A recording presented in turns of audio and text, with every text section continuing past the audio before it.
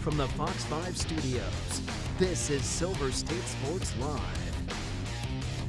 All right, so we're back to our regularly scheduled programming in the studio, but we did have a really good time. I was gonna say, don't sound so excited. I know. In the field, we just love it. But welcome into Silver State Sports Live, everybody. I'm Mike Davis. And I'm Mariah Janos. The A's secured their first dub of the Las Vegas series, while the Knights failed to take a 3-1 series lead over Carolina. We knew the Canes were coming in desperate, and, well, it showed. Just a minute 6 in, puck goes off the boards, and Logan Stankoven, he's net front, goes to his backhand and puts it upstairs. Carolina strikes first. Minutes later, the Carolina power play just expires. Taylor Hall with the cross crease feed to Jackson Blake. He buries it. A quick 2-0 lead. Have no fear, the captain is here. Odd man rush, Mark Stone fakes the slap shot, dangles, puts it past Brandon Bussey to make it a 1-goal game.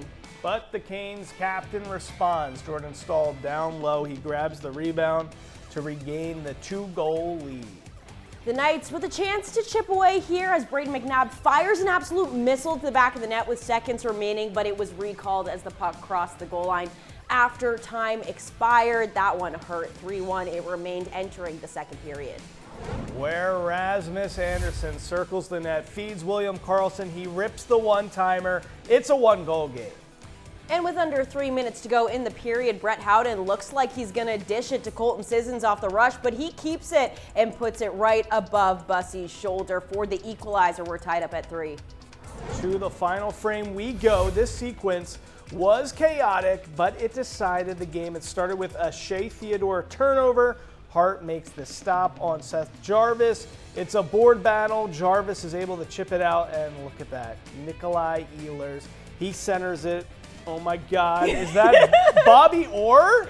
Nah. No, it's Jordan Stahl, but Jordan Stahl is pretty good. He backhands it and notches the go-ahead goal. And the Knights pull Carter Hart with under 2 to go. Ehlers sends it the length of the ice, securing the empty netter. 5-3 was the final. I said 4-3. I was close, but that empty netter ruined it. Here's the postgame. I thought we battled back. Probably, and I thought our third period was probably our best period. The frustrating part for me is they don't earn their winning goal. You know, it's not so much the turnover. Carter makes a great save, but just after that, we make another mistake and we leave the front of the net. So, yeah. So there are a lot of good minutes in the game.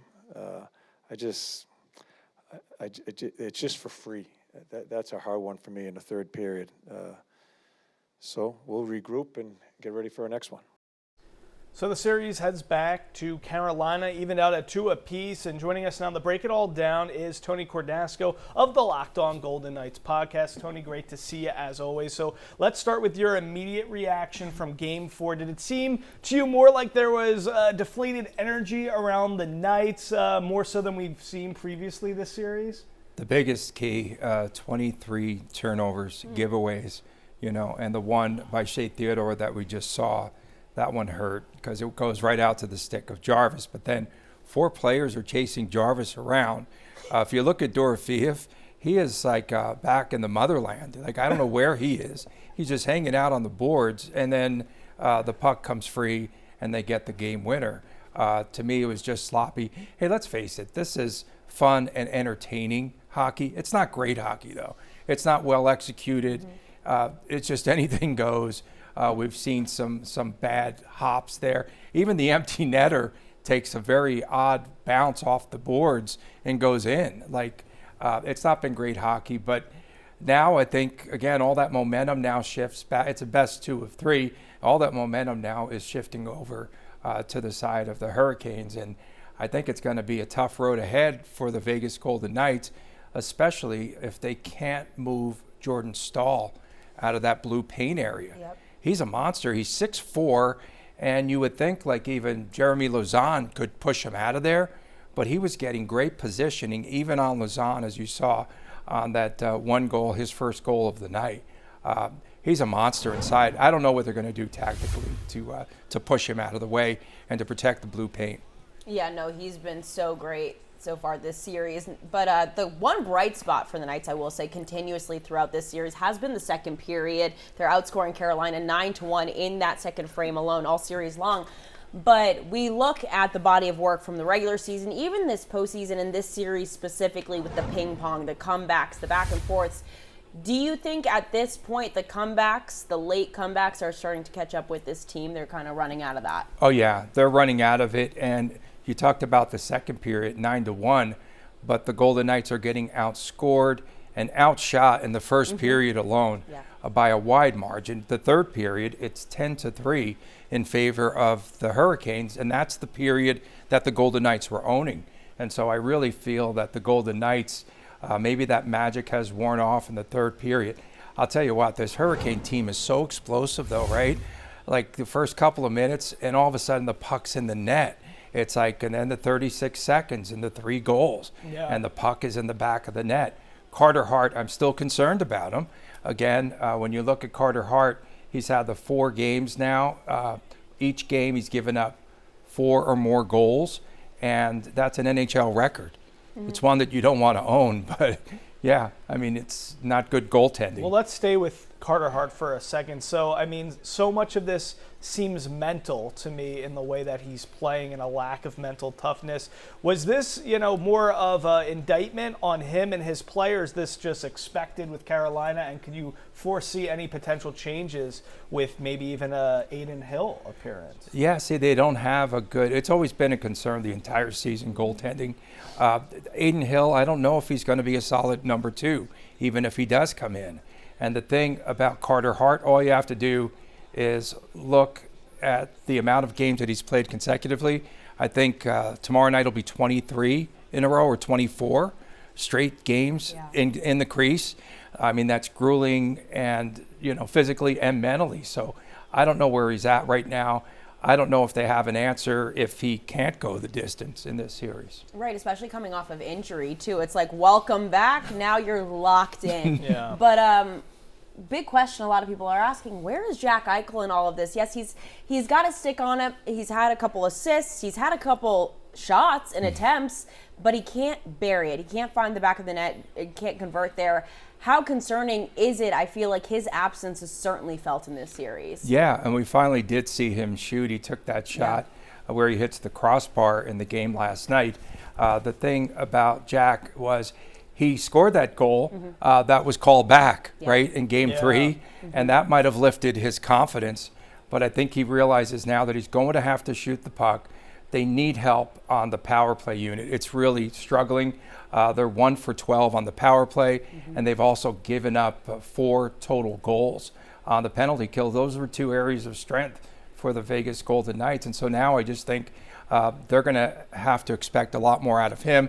Marner's definitely stepped up, right? 29 points, and then has another assist in yesterday's game. He's just doing it all for that team. But I think on the power play, I would not be opposed to putting Shea Theodore back on top because he's not afraid to send the puck in and try to put the puck on net just as a change of pace. And Mark Stone, he's always camped out below the goal line.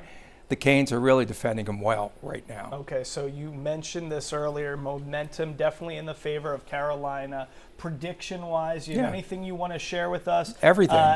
Tell us what you think. Hopefully it's good news for Medieval Maniacs. Well, Probably I just think well, they're going to see the storm surge again, there. I think Carolina's got too much momentum. I think that they have a very strong home ice advantage. I think that they definitely take this next game. I said in 6. I said Carolina in 6, but I've gone against the Golden Knights every series. So you really have, I have to break through. I know. So I own it. I own it at least. Well, something's gotta give. And as my dad says, this is a legitimate text I got from my dad it was the 3 goals in 39 seconds. I guess they don't call them the Hurricanes for nothing. Jeez. And the John Tortorella Boston accent fully came out there with him. It was so funny. That's terrific. But that just sums up this series in a nutshell, really, Tony. Hang out here. You're sticking around. Thank God. All right, but still to come on Silver State Sports Live. The A's, they get their first win of the Las Vegas series. More dingers from the usual suspects. That doesn't make it any less fun, though. We'll show you how it went down next.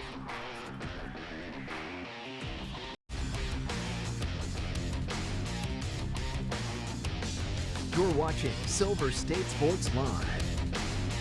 Well, if you like home runs, then you're going to love Major League Baseball in Las Vegas. Oh, yeah. Game 2 between the A's and the Brewers featured a lot of dingers. There were a lot in Game 1 as well, but this was the better outcome. It all went down right here on Triple SEN. So let's show you the action from Las Vegas Ballpark. To the bottom of the first we go. 2 home runs weren't enough for him the night before, so Nick Kurtz hit another one. This one crushed to right center, the Big Amish. Now has 15 on the year. Next inning, while Kurtz was hitting his 51st career homer, Henry Bolte, he was getting his very first. There it is. Whoever caught that baby, put it up on eBay. The rookie with a 2-run shot, putting the A's up 3-2. We go to the 5th. Sodi wanted in on the fun as well. He had 2 on Monday night, and well, last night, like Kurtz, he got another one. He's on a tear as of late. Happy to be back in Las Vegas Ballpark. Then 2 batters later, Jonah Heim hit him with the Heim. Boom. Another one for him at Las Vegas Ballpark. I got to do a Stern Show reference. He was 3 for 4 on the night. The A's would win 7-5, powered by the long ball that loves to sail out of Las Vegas Ballpark. Here's manager Mark Kotze after the game. Obviously, offensively, I thought we did a nice job with our at-bats. We got some big hits. We added on to a lead tonight, which is, we talk about the formula all the time, is to get that extra add-on run. The job JT did, Alvarado and Barnett, obviously, 3 of the guys that, obviously, our starter goes out. These conditions to pitch in are tough. They're challenging, no question. JT hasn't given up that many runs, I think, in the last 5 or 6 starts or more. But he grinded. He grinded and gave us, what we needed out of the start. And for Elvis to come in, Elvis was electric tonight. He threw the ball probably as good as he's thrown it with us in the year plus that he's been here. And Barney, freshest arm down there, right? So we went with the fresh arms tonight out of the bullpen, and they stepped up and got it done. All right, well, taking a look here at the AL West standings, the Athletics sitting there in 3rd, right behind the Rangers and the Mariners. They're 3.5 games back, looking to chip away at that lead, but we've said it a million times at this point. You see these standings right here? They are ever evolving with the slightest margin between these teams. The division, pretty good one. And tonight, more action at Las Vegas Ballpark, 6 p.m. You can watch the Athletics take on the Brewers, Game 3 of this series on the Silver State Sports and Entertainment Network right here. You gotta love that. You gotta love this. Coming up, Tony Cardasco is still here. Yay! He's gonna talk aces with us as Aisha Wilson made history with yet another remarkable feat.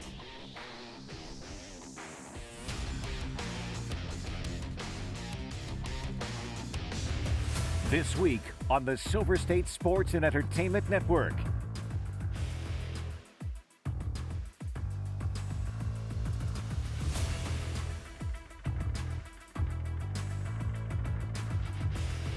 Your Triple SEN lineup is sponsored by AAA Roadside Assistance. Visit AAA today.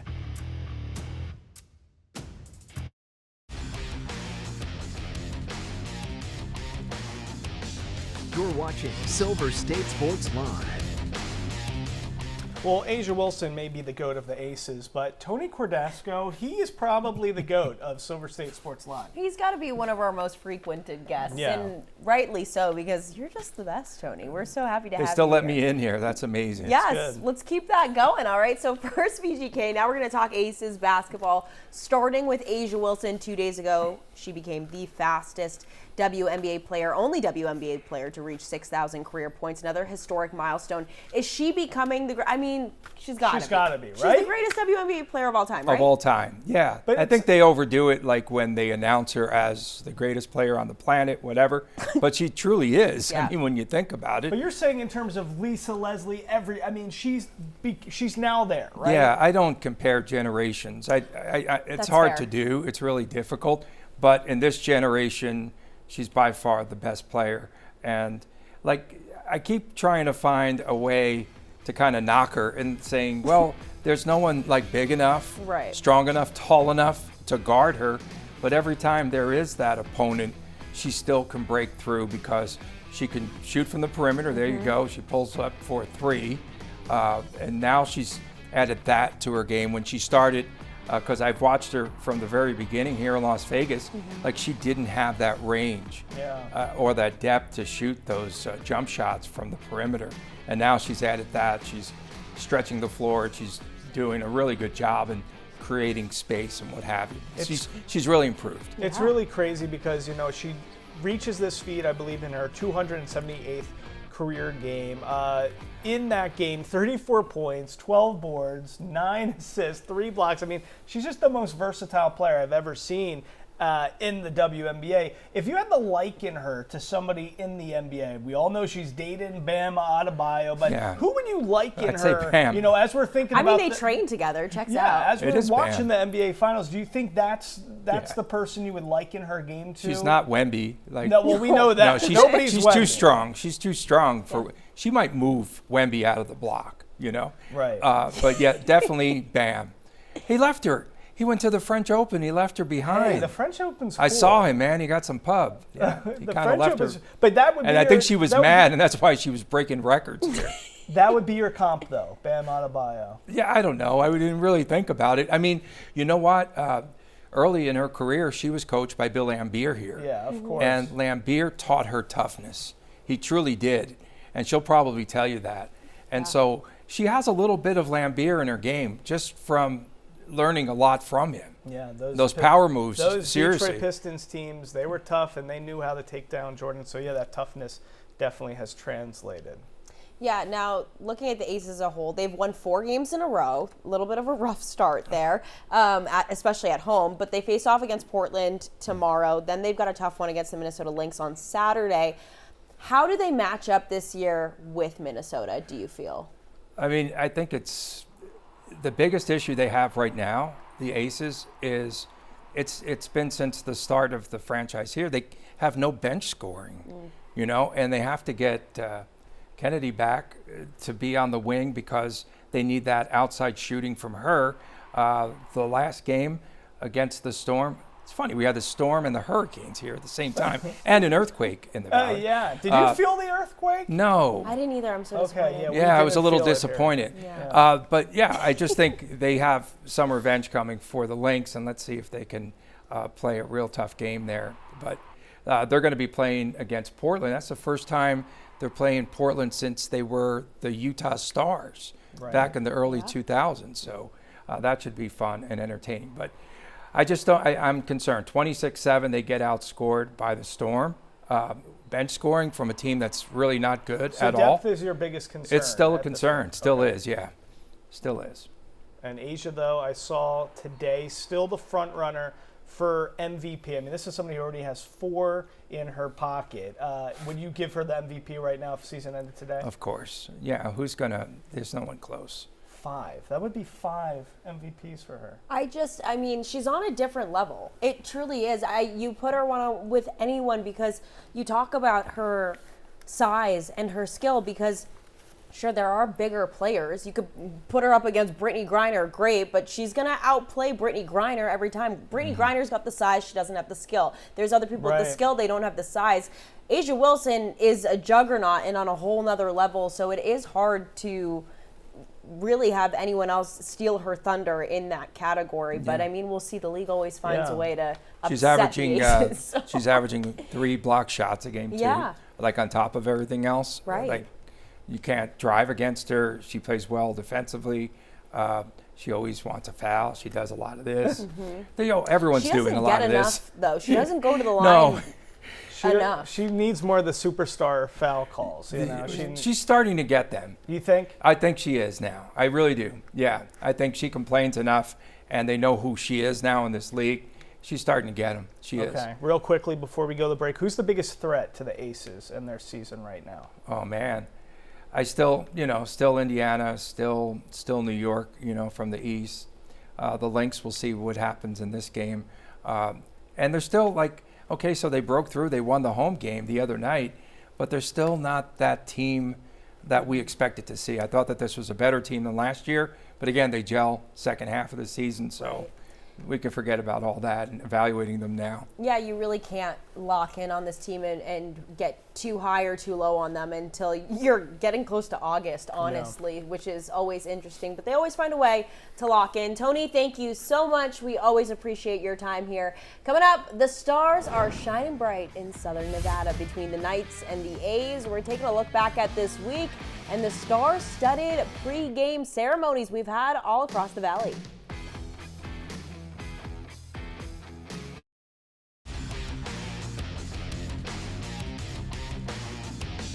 You're watching Silver State Sports Live.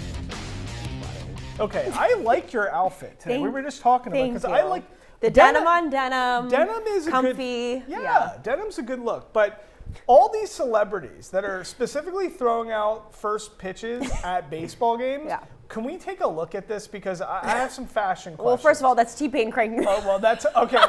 Well, I know he's not wearing denim. He might be on his lower half, but that was, what did you think of that? Let's first start with what we're supposed to talk about, which is pre-game ceremonies of the... Well, I want to talk fashion, but I'm sorry. Okay. Well, we got Bruce...